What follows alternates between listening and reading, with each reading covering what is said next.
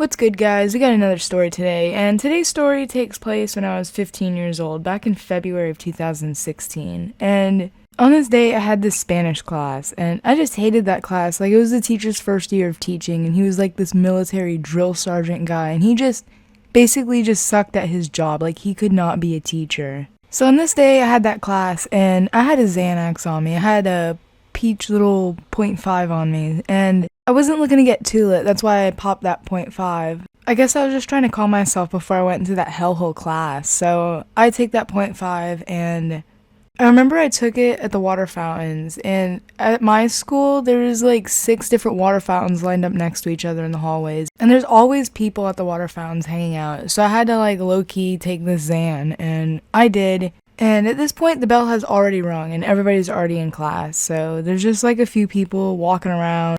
And I was one of those people. I was walking around in the halls. I was walking all over the place. Our school was pretty big. There's like 3,000 students, or I don't even know how many. A lot. Thousands. And I'm walking around just to kill some time, and eventually I walk back into the school, and I walk into the office, and normally what I'd do to prevent myself from getting in trouble for being late was I'd go into the office and I'd tell them that I'd need to call my mom, and I'd go to the phone and I'd actually dial her number and it would go through, and sometimes I'd get a hold of her and sometimes I wouldn't, but most of the time she'd be at work and unable to pick up the phone. So I finish up on the phone and then I tell the office lady, I'm like, hey, I need a note to go back to class, and that was my little cheat to get back to class and be late and do whatever the heck I wanted. So I did that, and I head over to Spanish class, and I walk in there, and he's teaching a lesson up on the board, and everybody is like looking up there, and it's all silent and stuff, and I hand him the note, and he doesn't even look at the note. He's just like, why are you late? This is my class. What are you doing? And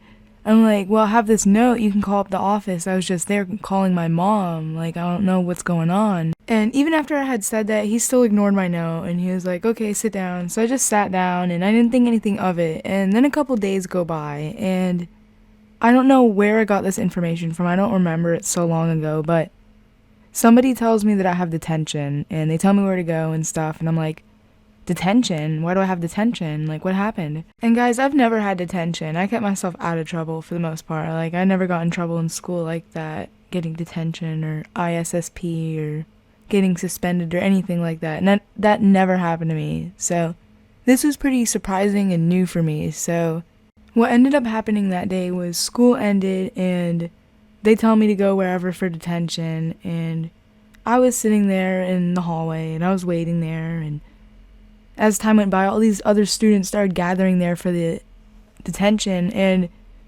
about 45 minutes later, the detention teacher lady comes, and she's like, okay, follow me. So we follow her, and she takes us all around the school, and eventually we get to one of the exits, and she opens the door, we all walk out, and then she closes the door, and then she locks it.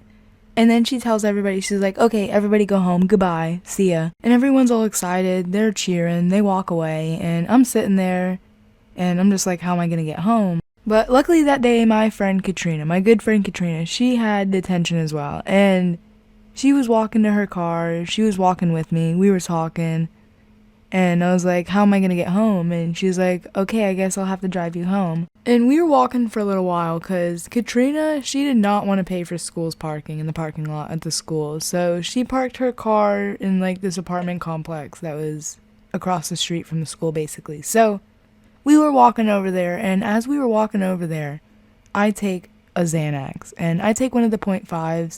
And I don't know how many I took that day. I probably took more that day, but I had taken this XANAX, and we were walking to her car. We get into her car, and I remember I had taken this XANAX with Pink Monster, and drinking that with the XANAX just had this really weird, disgusting taste. Like, I'll never forget it. So I take that Xan, I get in her car, and we're on the way. We're going to my house, and we're driving down the road. We're going in my neighborhood, and honestly, I don't even remember that part.